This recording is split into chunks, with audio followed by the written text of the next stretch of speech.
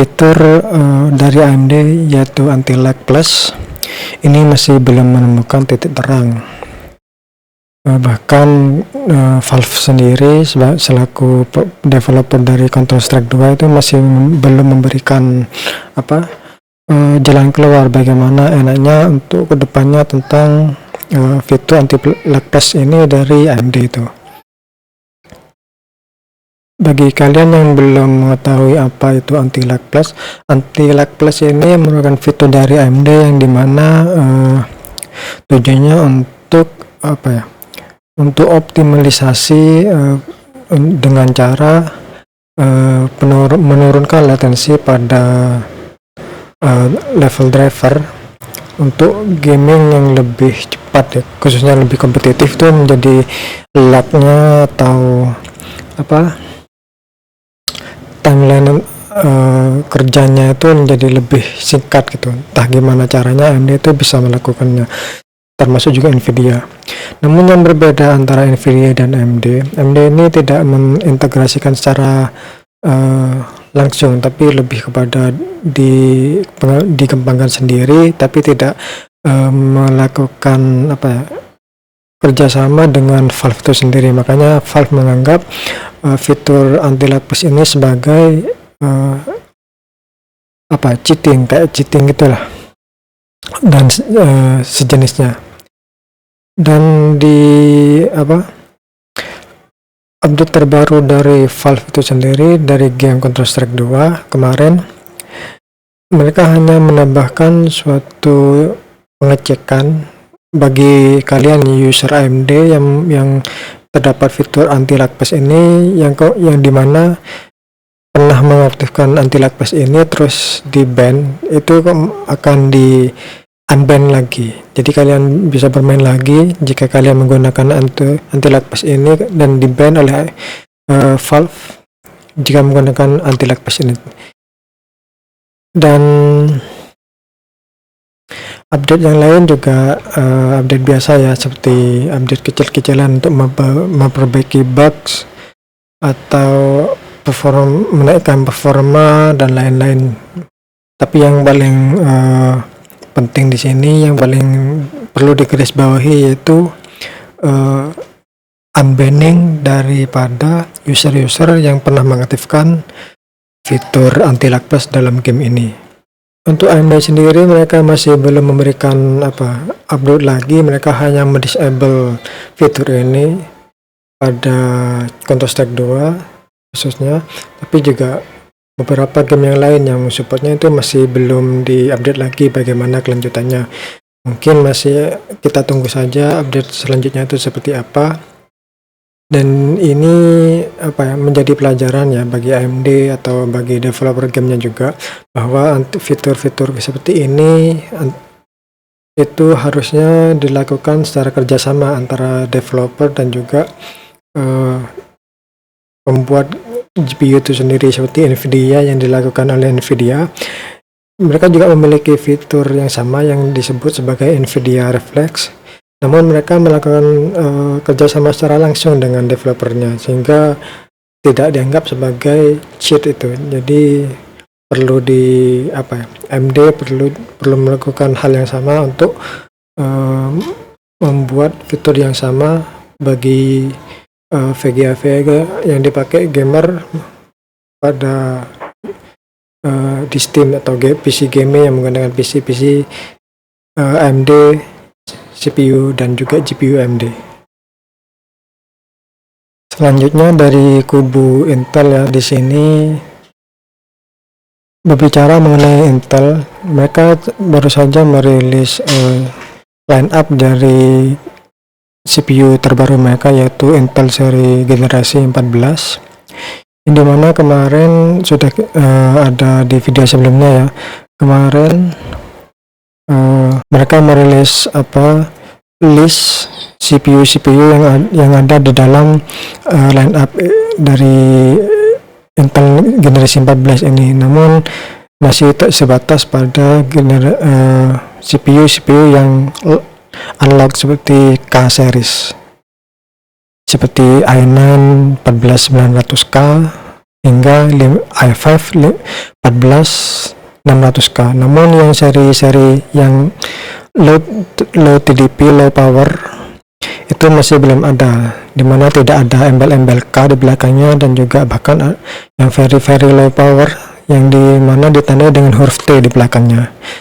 Namun dari website dari NZXT dan Gigabyte itu mereka membocorkan berita dan juga rumor mengenai Intel seri lock atau seri low power dari generasi ke-14 ini, dimana bisa kalian lihat sendiri di sini. Mereka di sini cukup lengkap,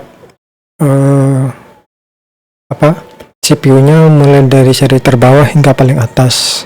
Yang kemarin kita sudah melihat K series, sekarang sudah ada non K-nya juga, dan juga T-nya itu juga ada, seri T-nya mulai dari i9 14900 biasa dan i9 14900F dan juga i9 14900T.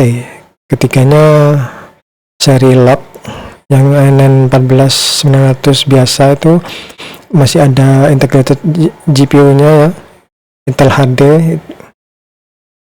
Sedangkan yang F itu non iGPU, tidak ada integrated GPU-nya. Sedangkan yang 14900T itu seri paling rendah powernya, yaitu sebesar 35 watt kurang lebih. Sedangkan yang seri lock yang lain, yang 14900 dan 14900F itu 65 watt. Sedangkan yang ada seri K atau KF itu 125 watt power consumption-nya, dan itu juga berlaku hingga i3, i5 dan juga i7-nya. Jadi bisa kalian lihat sendiri, sebenarnya antara K dan juga non K itu tidak begitu jauh, lumayan begitu jauh ya speed clock-nya. Seperti misalnya di sini antara K dan KD pada i9 itu, yang non K itu 2 GHz, sedangkan yang K yang unlock itu 3,2 GHz. Ini cukup jauh ya, tapi secara overall performa pada gaming atau productivity dan lain-lain sebagainya di dalam harian itu tidak begitu jauh harusnya. Tapi di atas kertas memang frekuensinya tuh jauh, tapi menurut saya kalian tidak usah membeli seri K itu kecuali kalian memang benar-benar antusias ya. Saya sarankan beli saja yang non K, yang biasa, atau yang seri F juga yang biasa tapi tanpa iGPU. Itu juga kalian mending beli itu aja. Sedangkan untuk seri yang T itu jangan kalian beli karena terlalu over downgrade performanya dibandingkan yang biasa. Jadi kalian beli saja yang non K alias yang masih lock. Untuk selain itu, untuk cache-nya dan lain-lain itu hampir-hampir mirip juga ya. Powernya juga sama antara i7 dan juga i9, sedangkan i5 dan juga i3 pada line up ini juga ada beberapa perbedaan yang sedikit lebih turun power consumption-nya, walaupun tidak signifikan juga. Semua line up ini juga mendukung motherboard yang sama dan juga RAM yang sama seperti pada generasi ke-13. Jadi motherboard generasi ke-13 juga bisa menggunakan semua CPU yang ada di line up ini. Kalau tadi ini dari websitenya dari NZXT, ini websitenya Gigabyte ya, juga sama kurang lebih. Ini juga ada F, non F, yang biasa atau yang K dan juga KF hingga T, itu juga sama, tapi lebih lengkap di websitenya dari NZXT itu sendiri. Untuk saya pribadi, saya memang sangat-sangat tertarik ya dengan i5 dibandingkan i7 atau i9, karena memang i5 itu paling worth it untuk dibeli, untuk segi harga dan juga performanya yang ditawarkan. Untuk seri i3 itu masih belum ada perubahannya, masih tetap 4 core 8 threads seperti yang kalian lihat bisa di sini. Bisa kalian lihat sendiri di sini, i3 itu masih memiliki konfigurasi CPU yang sama, 4 core 8 threads. Namun untuk i5 itu sudah ada beberapa peningkatan, bahkan 14400 saja sudah 10 core dan juga 16 thread. 10 core-nya ini terdiri dari 6 P-core dan juga 4 E-core. P-core ini biasanya performa, sedangkan 4i ini lebih low power core yang biasanya untuk tas tambahan aja sebagai pembantu. Tapi ini konfigurasi yang cukup lebih dari cukup untuk bermain game ya. Harusnya i5 ini sudah cukup bisa kalian dapatkan untuk bermain game secara maksimal. Minimal ya i5 14400 atau 14400F ini kalian kalau mau membeli tertarik atau membeli Intel generasi 14 ini. Tapi yang lebih oke itu sebenarnya 14500.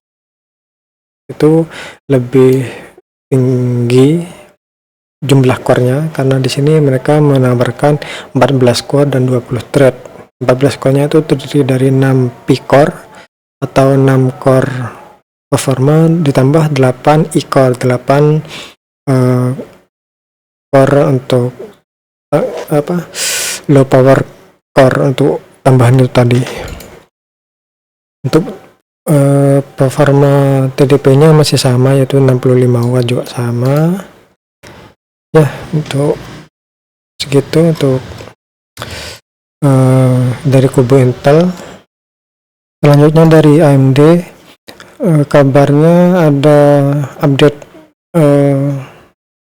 firmware ya untuk atau BIOS untuk motherboard seri-seri lama yang sudah dianggap obsolete itu, yaitu seri i4 seri pertama, yaitu seri 300 series seperti X370, B350 dan juga A310, yang dimana mereka mengeluarkan AMD mengeluarkan motherboard ini pada tahun sekitar 2017. Ini sangat menarik ya bagi pengguna AMD, khususnya i4 itu, bagaimana AMD itu sangat-sangat mensupport chipset ini bahkan hingga lebih dari 5 tahun gitu. Tidak seperti Intel ya, yang Intel itu maksimal hanya 2 tahun, bahkan paling 3 tahun sudah tidak mendapatkan update lagi, atau maksimal itu hanya bisa update di satu generasi setelahnya. Sedangkan AMD A4 ini dari awal hingga akhir yang dimana ya CPU pertama itu seri 1000 ya namanya Intel, seperti AMD Ryzen 7 1700 hingga AMD terbaru ya hingga sekarang, yaitu AMD seri 5000 masih tetap bisa dipakai pada motherboard yang sama gitu. Walaupun sebenarnya update yang diberikan ini tidaklah tidak memberikan apa yang sangat menarik, tapi cukup kita apresiasi bahwa update ini yaitu tentang upgrade AGESA terbaru seperti security patch atau semacamnya. Jadi bukan update tentang fitur-fitur baru, itu tidak ada masih, tapi lebih kepada security patch.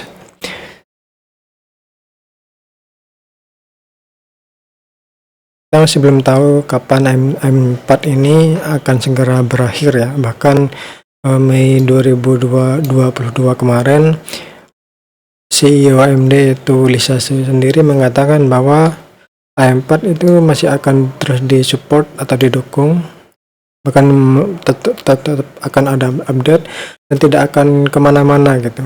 Jadi masih akan terus berlanjut hingga mungkin 2 atau 3 tahun ke depannya. Walaupun i5 itu sudah dirilis gitu, tapi Ya, kita lihat bagaimana kedepannya untuk i4 ini. Seperti saya sendiri, saya menggunakan motherboard yang sangat-sangat jadul ya, termasuk jadul. Itu seri AMD i4 X370 dari Asus, yaitu seri ROG, Asus ROG Crosshair 6 Hero, dimana setelah saya cek di websitenya itu sendiri, mereka memberikan update pada seri 8702, sedangkan seri pada motherboard saya yang sekarang saya gunakan yaitu 8701. Ini bisa dilihat sendiri untuk menurunkan atau potensi dari ancaman-ancaman yang bisa membuat pengalaman bermain PC itu makin berkurang karena mungkin ada virus atau dan lain sebagainya. Dan yang kedua juga ada stabilitas sistem yang mungkin lebih ditingkatkan untuk kalian yang mengupdate BIOS kalian pada motherboard kalian itu sendiri.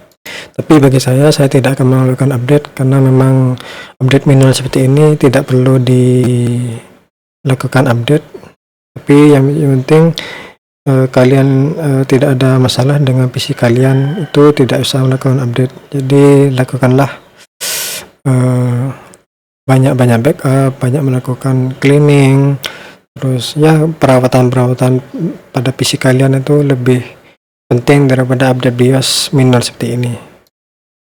Selanjutnya dari kubu AMD lagi, tapi lebih kepada GPU-nya ya atau VGA-nya.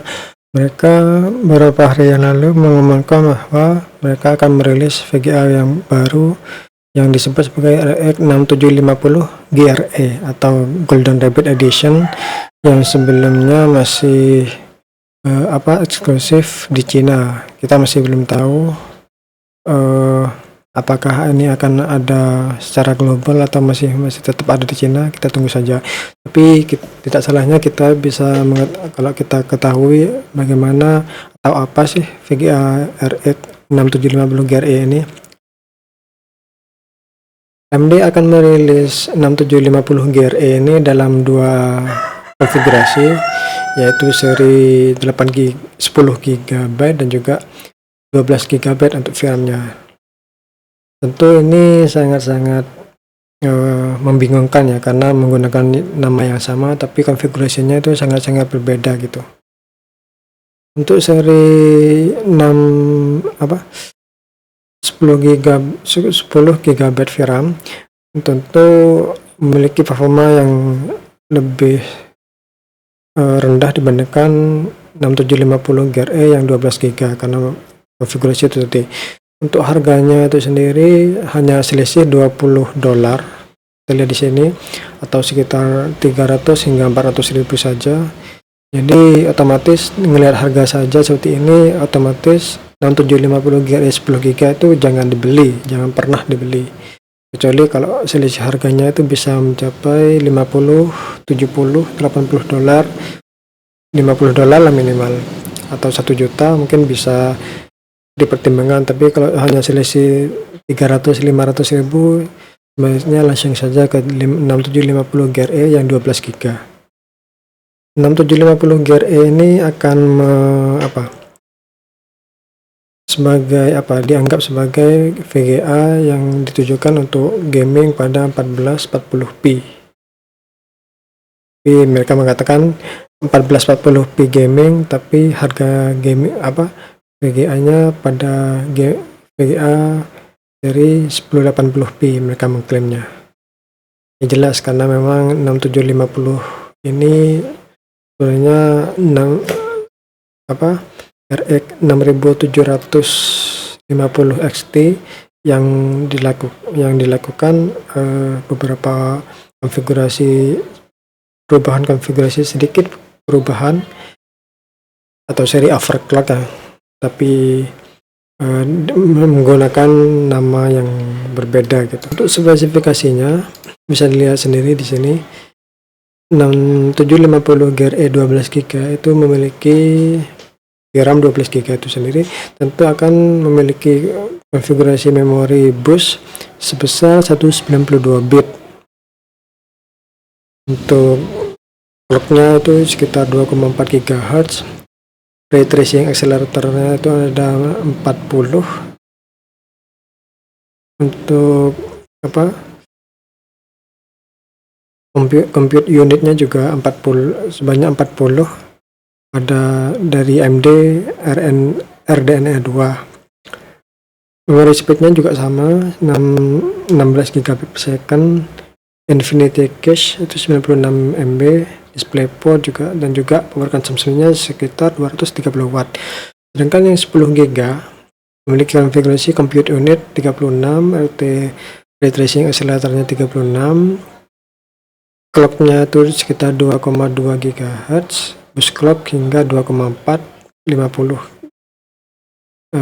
MHz. RAM-nya itu tadi 10 GB. Nah, ini yang berbeda, yaitu bus memori interface-nya yang lebih kecil, yaitu 160 bit. Ini sudah berbeda ya kelasnya, walaupun tidak begitu agak signifikan menurut saya. Untuk memory speednya itu sama, infinity-nya lebih kecil yaitu 80 MB, DisplayPort-nya sama. Untuk konfigurasi output displaynya itu mungkin akan sama ya, 3 DisplayPort dan juga 1 HDMI. Untuk power consumption-nya itu lebih sedikit, selisih 50 watt, yaitu sekitar 170 watt dibandingkan RX 6750 GRE 12GB.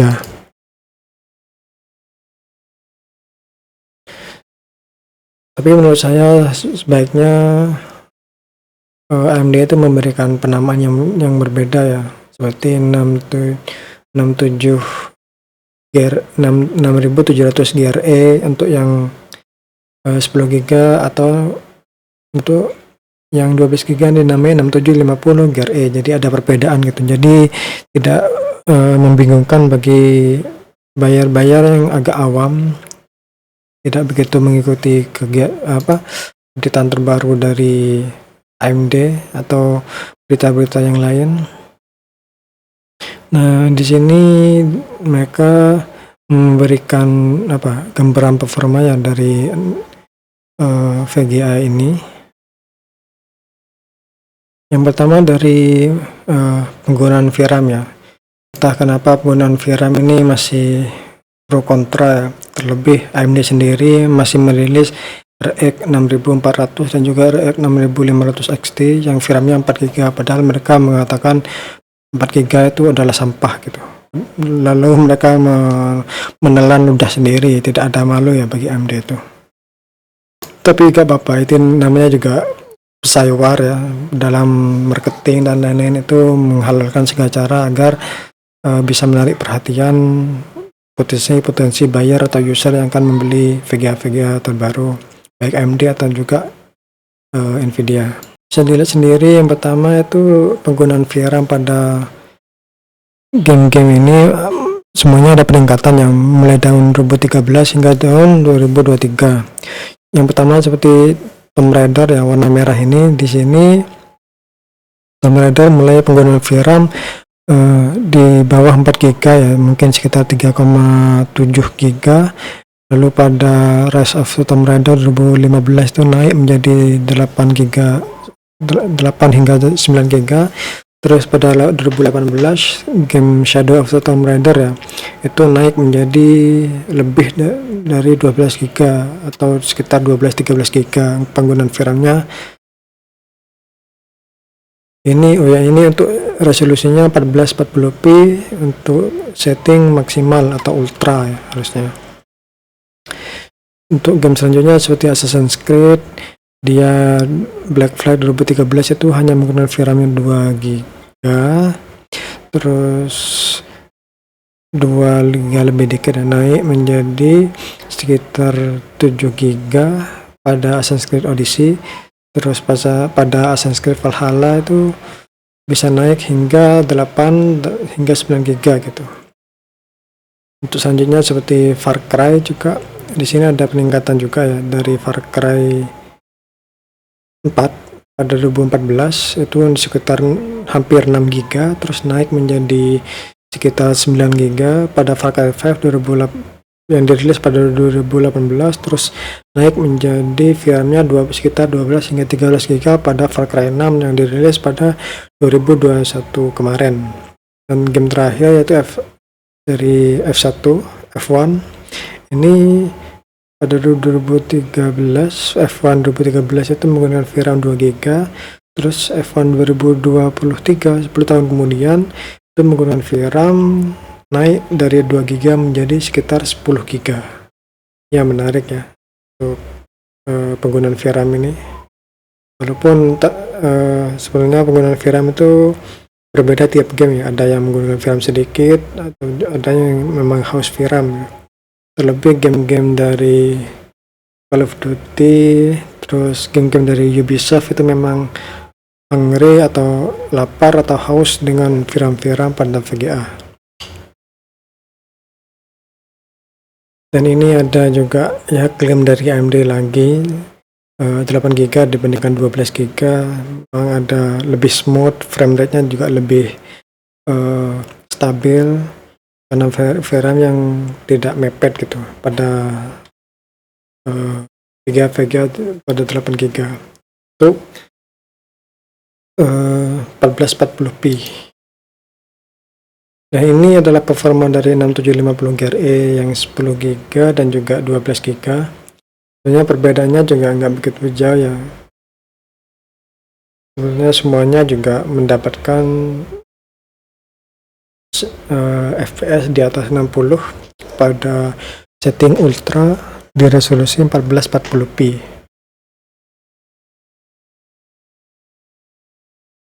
Di sini juga karena memang VGA ini bisa melakukan ray tracing dan juga mendapatkan fitur FSR atau AMD Fidelity FX Super Resolution atau fitur upscaling yang sudah banyak diterapkan pada game-game modern saat ini. Di sini ada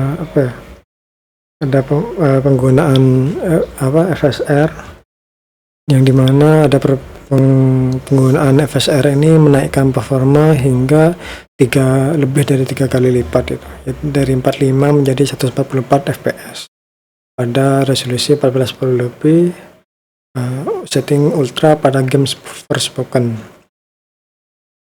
Ini juga AMD AFMF dari 56 fps menjadi 100 fps. Ini fitur lain ya, sebenarnya upscaling juga tapi lebih ke fluid motion, kurang lebih ya sama lah untuk penggunaannya.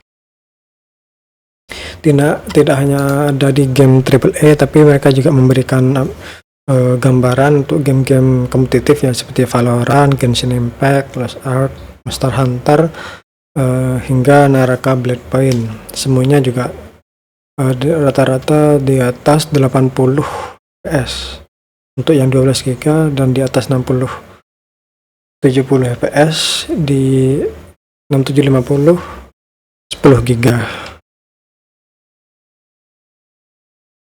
Ini adalah pilihan-pilihan yang direkomendasikan ya oleh AMD untuk 1080p.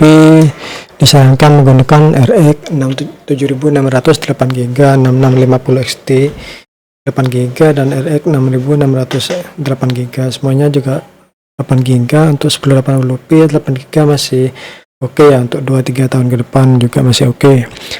Sedangkan untuk 1440p baru kalian itu membutuhkan paling enggak ya 10 GB lah, dan lebih sweet spot itu 12 GB, dan lebih optimum lagi, lebih maksimal lagi yaitu 16 GB.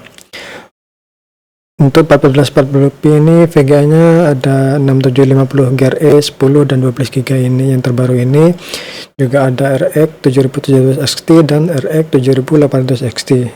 Dan untuk gaming di 4K kalian harus minimal menggunakan VRAM yang 16 GB, yaitu pada misalnya di sini ada RX 7900 GRE 16 GB atau RX 7900 XT 20 GB, dan terakhir yang paling besar, paling tinggi, yaitu seri RX 7900 XTX 24 GB VRAM.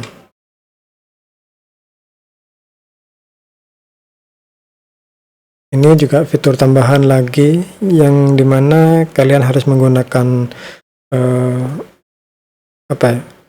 semua yang menggunakan AMD, yaitu mereka memberikan fitur lain yang disebut sebagai SAM atau Smart Access Memory.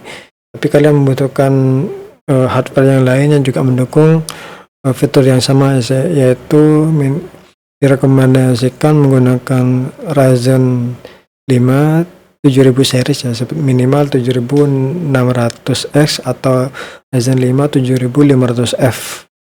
Itu sudah mendukung SAM, dan juga motherboard yang terbaru juga mendukung SAM ini, yaitu dari untuk motherboard B7 ya 700 series lah, untuk motherboard AMD yang terbaru yang sudah mendukung PCIe 5 dan juga DDR5 dan Ryzen series 7000 series. Dan performa yang ditawarkan dari fitur ini bisa meningkatkan di sekitar 10 hingga 15% lah kalau diaktifkan, antara baik ketika dinonaktifkan dan diaktifkan ada peningkatan sedikit belasan persen ya. Tapi cukup oke lah untuk dipakai, walaupun beberapa game juga ketika SAM ini diaktifkan itu tidak mendapatkan keuntungan apa-apa gitu, bahkan ada yang menurun. Jadi ya tergantung gamenya saja lah, walaupun tidak semua game bisa mendukung atau bisa memanfaatkan fitur dari SAM ini. Jadi bisa dicek dulu gamenya itu apa, tapi ya menurut saya cukup lah untuk bisa diaktifkan saja fitur SAM ini bila semua hardware yang kalian punya itu bisa mendukung teknologi SAM ini. Baik, itu aja untuk hardware news kali ini. Like jika dislike, like jika suka pada video ini, dislike jika nggak suka, dan kita ketemu lagi di video selanjutnya. Dan silakan like, share, dan komen pada kolom di bawah apa yang kalian, gimana menurut tanggapan kalian, menurut kalian VGA terbaru dan juga rumor-rumor kabar hardware news yang lain gitu. Ada yang setuju, nggak setuju, bagaimana tanggapan kalian? Silahkan tulis di komentar di bawah ini. Kita ketemu lagi di kesempatan selanjutnya. Terima kasih. Have a nice day.